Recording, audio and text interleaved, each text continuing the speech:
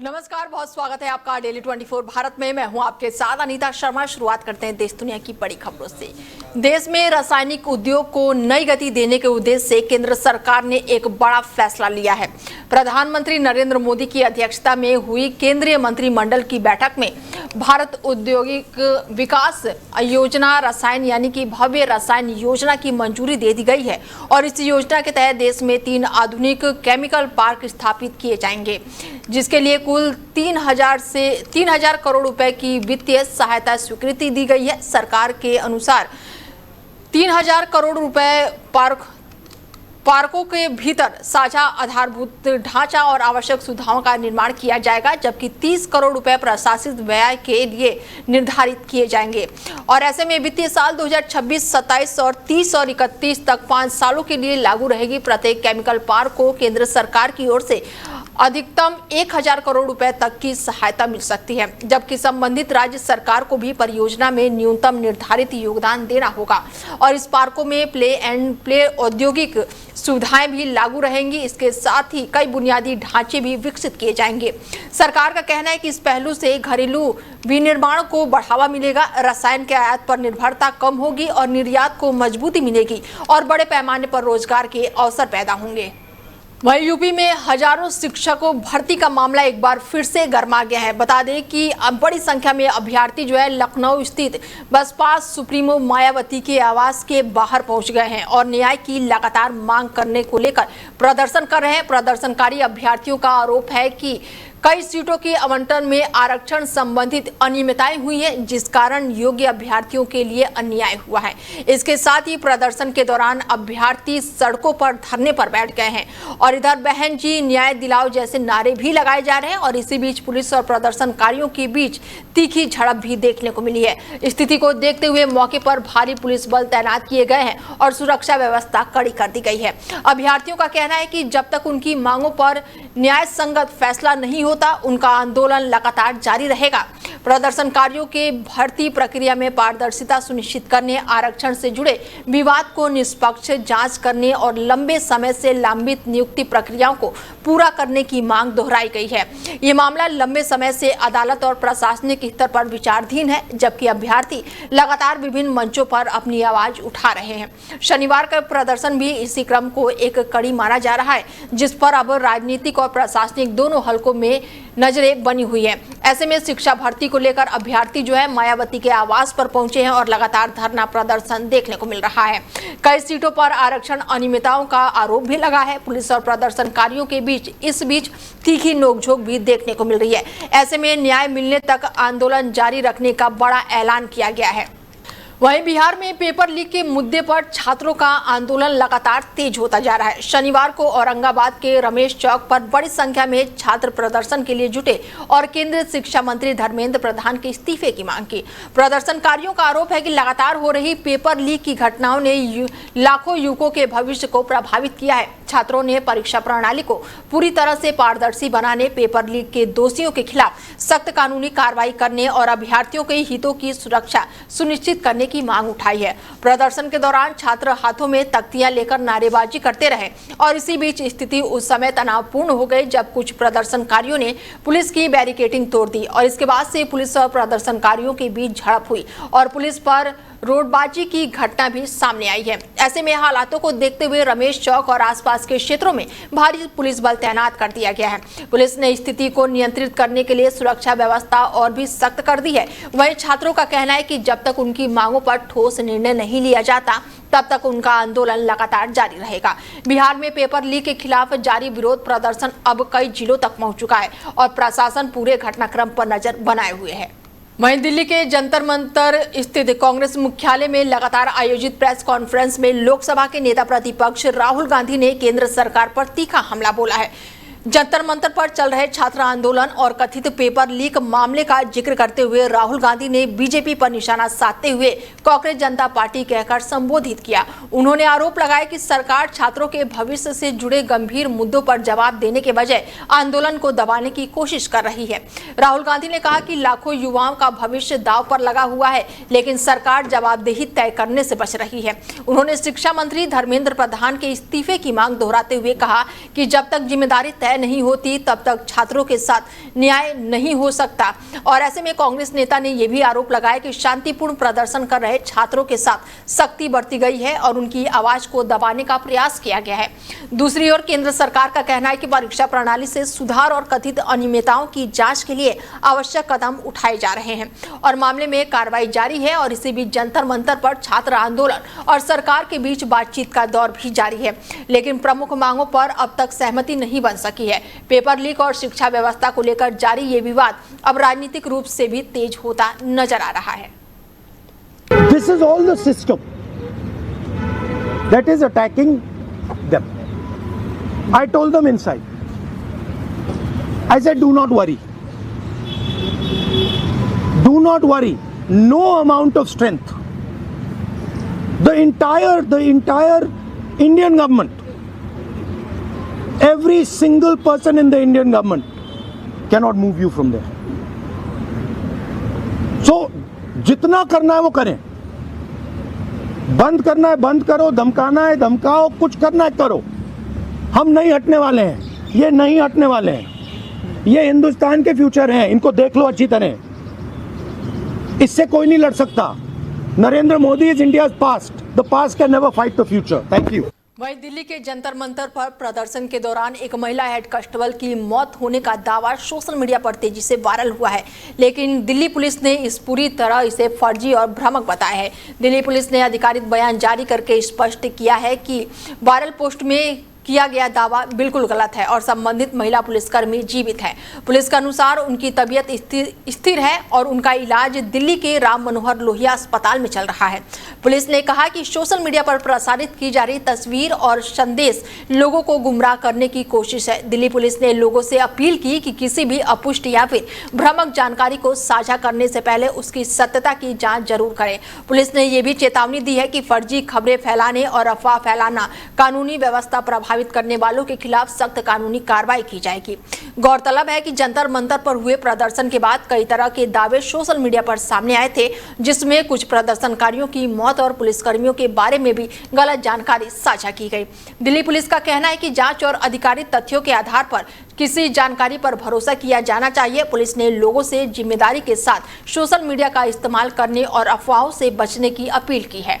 बिहार की राजधानी पटना में पेपर लीक और शिक्षा व्यवस्था से जुड़े मुद्दों को लेकर चल रहे छात्र आंदोलन के बीच राजनीतिक हलचल भी अब तेज हो गई है। शनिवार को युवाओं के समर्थन में प्रदर्शन स्थल की ओर जा रहे पूर्व मंत्री तेज प्रताप यादव को पुलिस ने फिलहाल हिरासत में ले लिया है। पुलिस का कहना है कि कानून व्यवस्था बनाए रखने के उद्देश्य से ये कार्रवाई की गई है।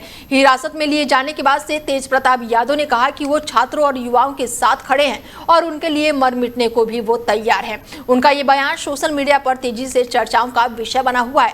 दूसरी ओर पटना में पेपर लीक के विरोध में छात्र संगठनों का प्रदर्शन लगातार जारी है। प्रदर्शनकारी परीक्षा प्रणाली में पारदर्शिता, कथित अनियमितताओं की निष्पक्ष जांच और केंद्रीय शिक्षा मंत्री धर्मेंद्र प्रधान के इस्तीफे की मांग कर रहे हैं। पुलिस ने राजधानी के संवेदनशील इलाकों में सुरक्षा व्यवस्था कड़ी कर दी है और कई जगहों पर प्रदर्शनकारियों को रोकने के लिए अतिरिक्त बल तैनात किया गया है।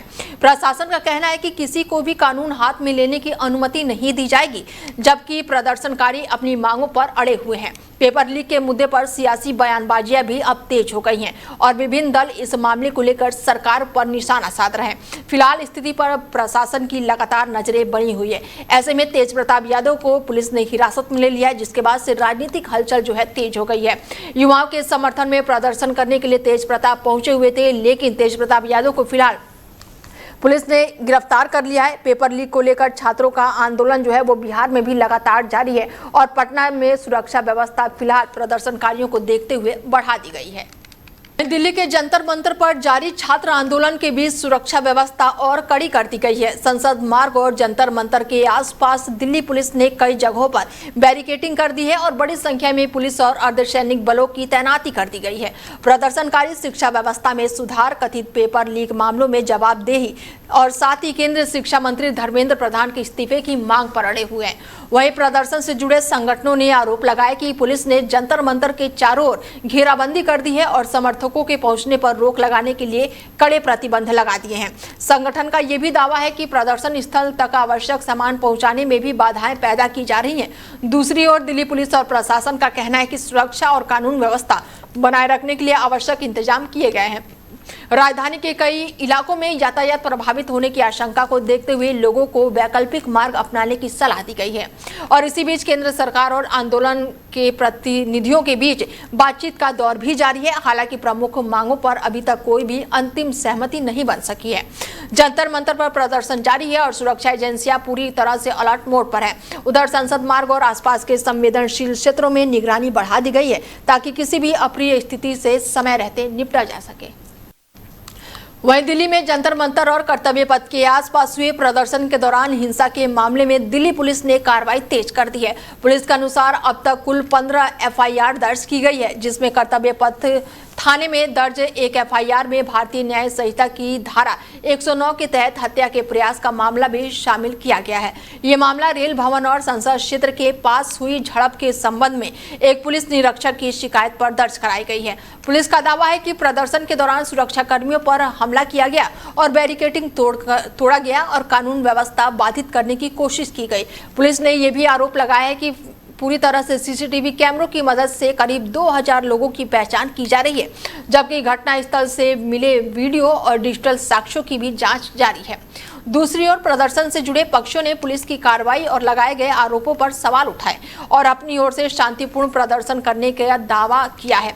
दिल्ली पुलिस का कहना है कि कानून हाथ में लेने वालों के खिलाफ साक्ष्यों के आधार पर कार्रवाई की जाएगी और जांच पूरी होने के बाद आगे की कानूनी प्रक्रिया अपनाई जाएगी। जंतर मंतर और संसद मार्ग के आसपास सुरक्षा व्यवस्था फिलहाल कड़ी कर दी गई है और पूरे घटनाक्रम पर प्रशासन लगातार नजर बनाए हुए है। बढ़ावा देने के लिए सरकार किसानों को आर्थिक प्रोत्साहन देने की योजना पर जोर दे रही है। रिपोर्ट के अनुसार प्राकृतिक खेती अपनाने वाले पात्र किसानों को प्रति एकड़ 4000 रुपए की सहायता राशि दी जाएगी और ये प्रोत्साहन किसानों को रासायनिक खाद और कीटनाशकों पर निर्भरता कम करने और प्राकृतिक तरीके से खेती अपनाने के लिए दिया जाएगा।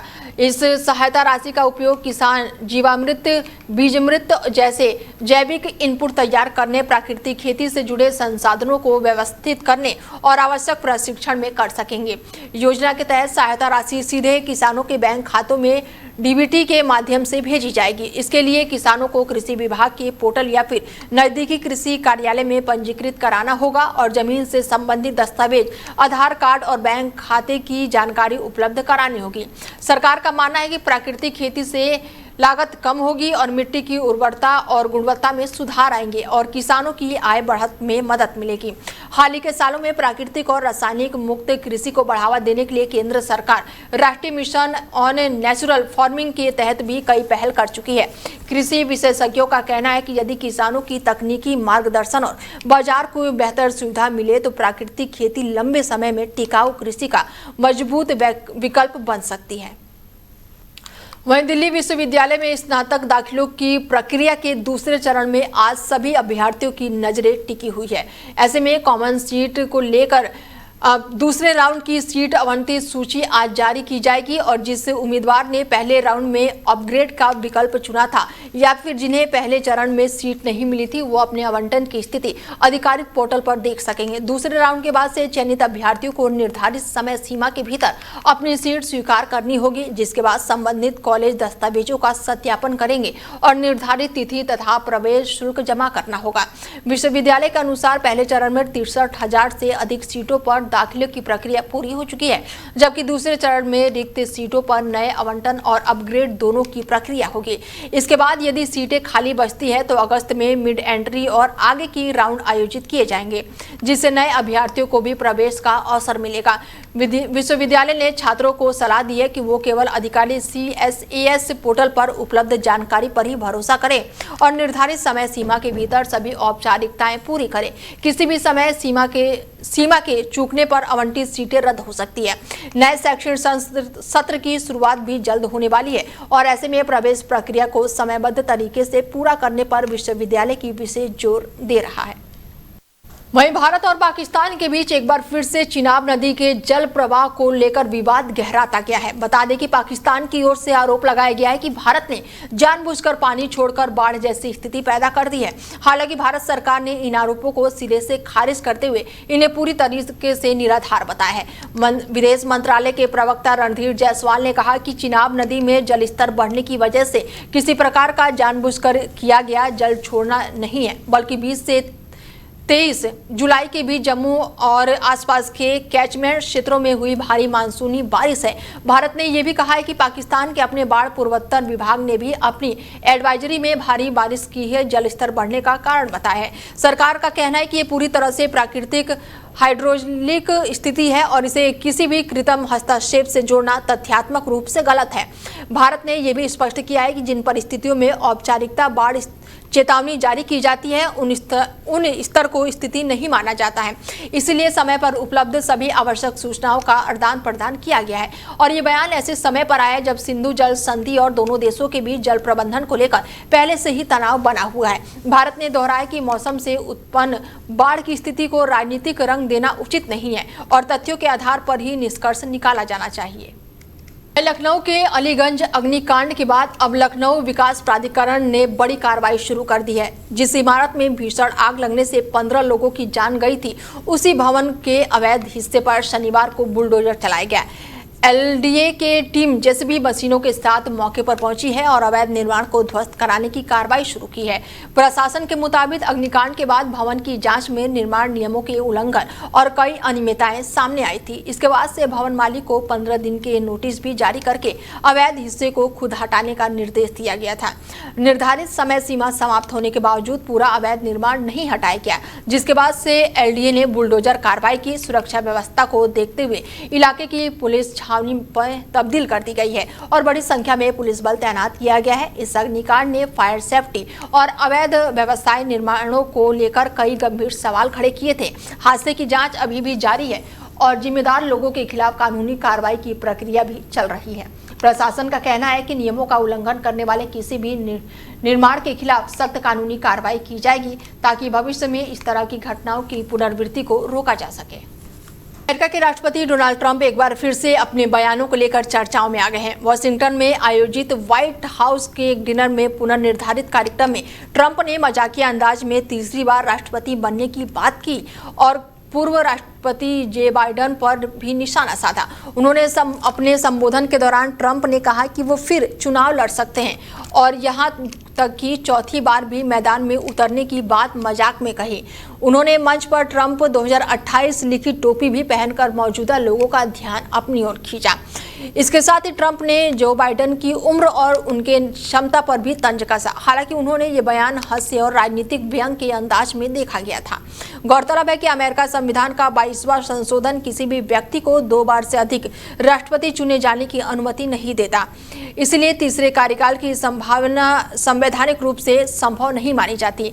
ये कार्यक्रम जो है अप्रैल में सुरक्षा कारणों से स्थगित होने के बाद से दोबारा आयोजित किया गया था और कड़ी सुरक्षा के बीच हुई इस समारोह में ट्रंप ने मीडिया, राजनीतिक विरोधियों और कई सार्वजनिक हस्तियों पर भी हल्के फुल्के अंदाज में टिप्पणी की है।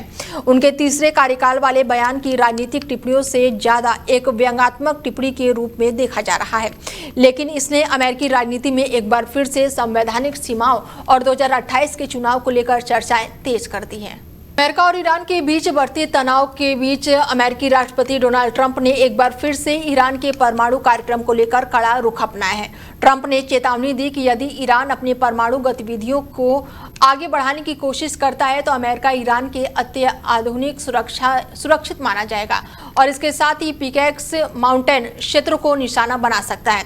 ये भूमिगत परिसर ईरान के परमाणु केंद्रों के पास स्थित है और माना जाता है कि इस पहाड़ के भीतर गहराई में तैयार किया गया है।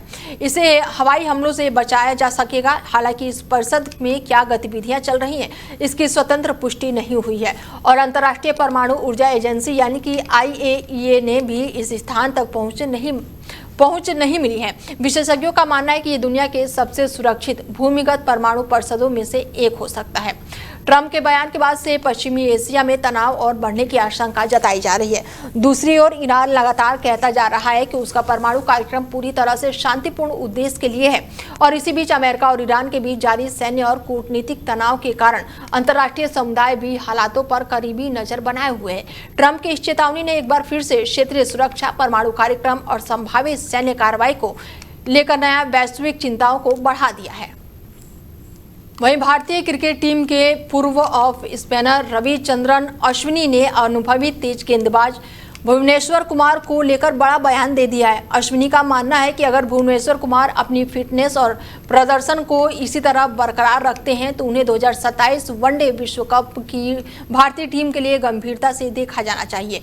अश्विनी ने कहा कि भुवनेश्वर के पास नई गेंद से स्विंग करने की दुर्लभ क्षमता है और बड़े टूर्नामेंट का अनुभव भी उनके पक्ष में जाता है। उन्होंने कहा कि भारतीय टीम में अनुभवी खिलाड़ियों की मौजूदगी कई बार युवा खिलाड़ियों के लिए भी फायदेमंद साबित होती है। अश्विनी के मुताबिक यदि कोई खिलाड़ी लगातार अच्छा प्रदर्शन कर रहा है तो केवल उम्र का आधार पर उसे नजरअंदाज नहीं किया जाना चाहिए।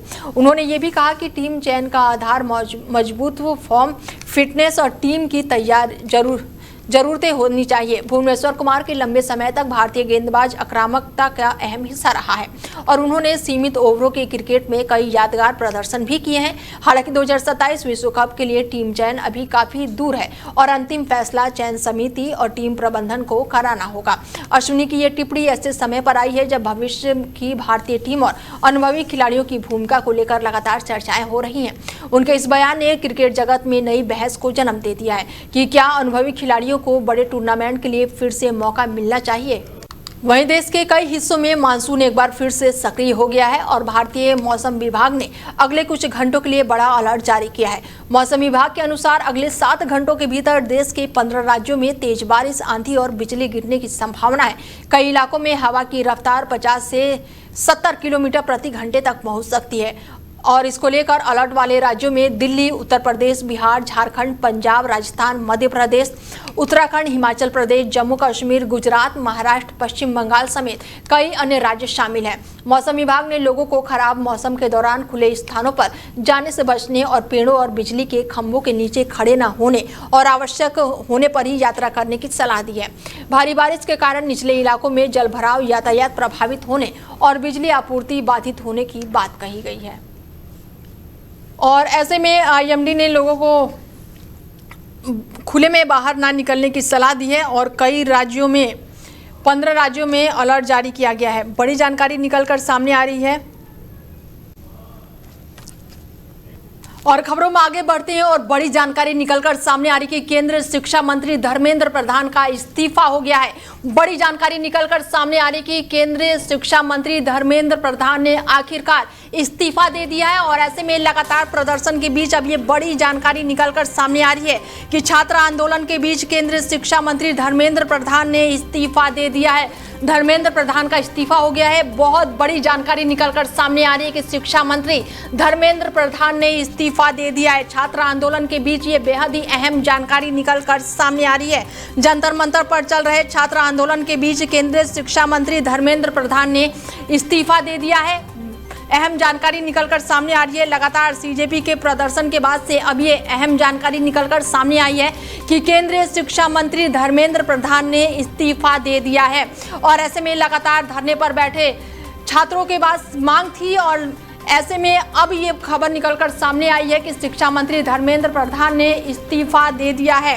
लगातार हो रहे प्रदर्शन के बीच, जंतर मंतर पर चल रहे छात्र आंदोलन के बीच अब ये बड़ी जानकारी निकलकर सामने आई है कि केंद्रीय शिक्षा मंत्री धर्मेंद्र प्रधान ने इस्तीफा दे दिया है। और ऐसे में सूत्रों से मिली जानकारी के अनुसार केंद्रीय शिक्षा मंत्री धर्मेंद्र प्रधान ने इस्तीफा दे दिया है। बड़ी जानकारी निकलकर सामने आ रही है। लगातार जंतर मंतर पर चल रहे छात्र आंदोलन के बीच अब केंद्रीय शिक्षा मंत्री धर्मेंद्र प्रधान ने इस्तीफा दे दिया है।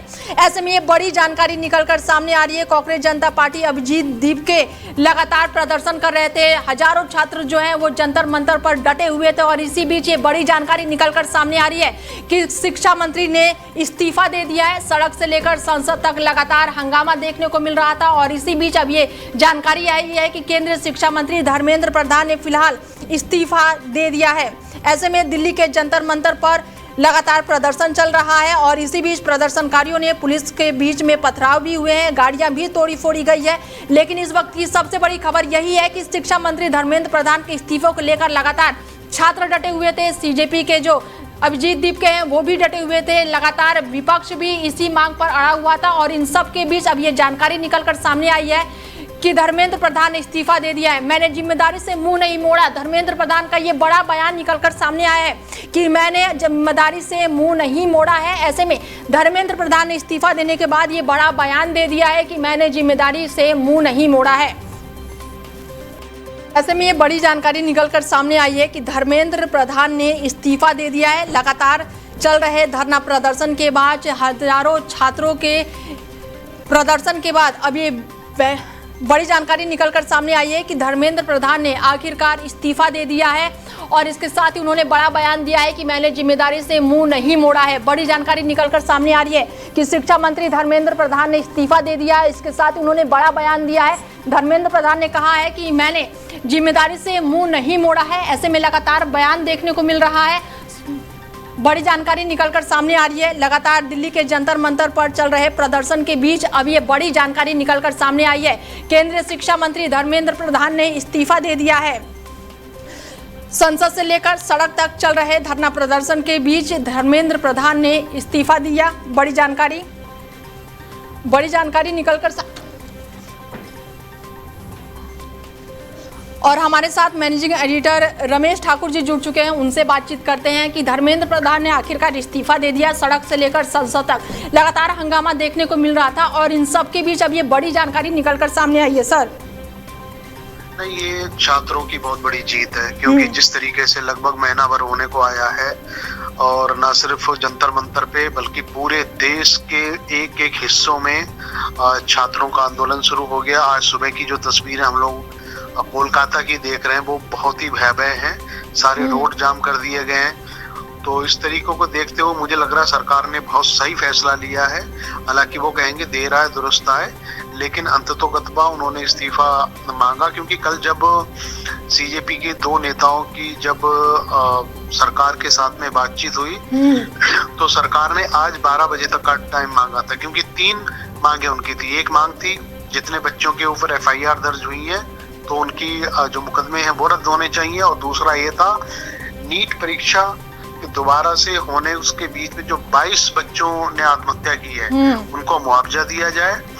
और तीसरी मांग जो थी जो पहले दिन से चल रही थी कि शिक्षा मंत्री धर्मेंद्र प्रधान जी का इस्तीफा हो, तो मुझे लग रहा वो इस्तीफे पे मोहर लगी है आज और ये बड़ी जीत है, छात्रों की बड़ी जीत है। और मैं पहले दिन से कह रहा था क्योंकि देखो जब तक इस्तीफा नहीं होगा क्योंकि ये मूवमेंट रुकने वाला नहीं है। जी बिल्कुल। तो सर, ऐसे में क्या अब जो पेपर लीक के मामले हैं वो रुक जाएंगे? विपक्ष भी लगातार इसी मांग पर अड़ा हुआ था कि धर्मेंद्र प्रधान का इस्तीफा हो, तो विपक्ष की भी एक तरीके से जीत है ये? जीत अनिता है, लेकिन जैसे भी आपने कहा कि इससे क्या ये लीकेज जितनी है वो रुक जाएगी, ये सवाल अपने आप में बहुत बड़ा है। इस सवाल का जवाब जो है मुझे लग रहा आने वाला वक्त देगा। अब इसके बाद अगले साल भी नीट परीक्षा होगी और उससे पहले कई सारी परीक्षा होगी।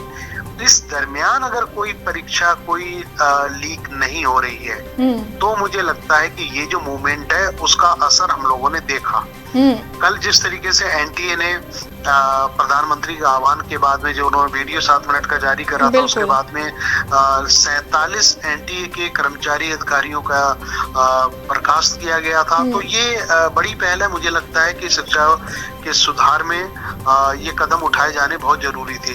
और वो कहते हैं ना कि अगर कोई चीज बदलाव जब होता है, किसी चीज को रिफॉर्म किया जाता है तो उसके लिए किसी ना किसी को बलिदान देना पड़ता है, संघर्ष करना पड़ता है।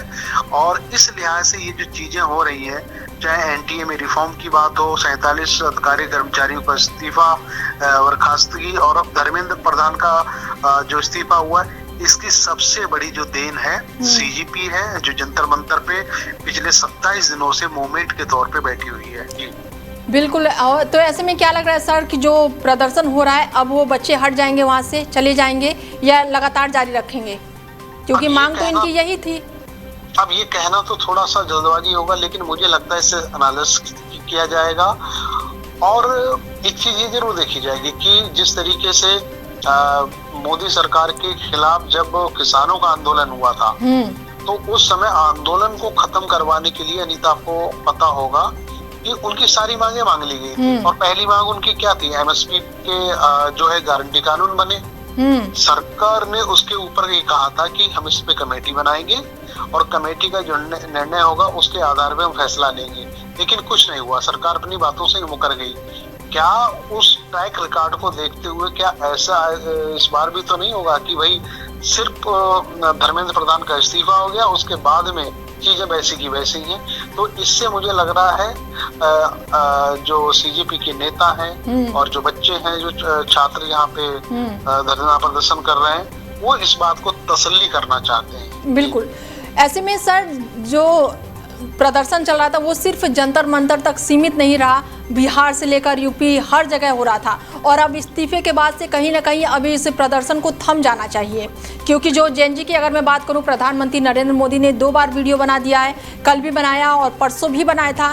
तो अब तो ये जो प्रदर्शन है वो रुक जाना चाहिए। नहीं, बिल्कुल सभी इसी बात की उम्मीद कर रहे थे कि बिल्कुल। और ये सब चीजें रुकनी चाहिए। लेकिन अनीता, इतना तो तय है कि इस आंदोलन ने सरकार को झुका दिया। बिल्कुल बिल्कुल। सरकार को आईना दिखा दिया। जो हमने देखा कि मोदी सरकार से अब तक जितने आंदोलन छुटपुट हुए, बड़े हुए, उनका असर नहीं देखने को मिला जितना असर इस आंदोलन का जेएनजी का हम लोगों को देखने को मिला। तो मुझे लग रहा है कि सरकार इसके बाद कोई ऐसे गलत कदम नहीं उठाएगी, कोई गलत ऐसे फैसले नहीं लेगी जो लगे कि देश के खिलाफ है या लोगों के खिलाफ है। बिल्कुल सर, इतने प्रदर्शन हुए।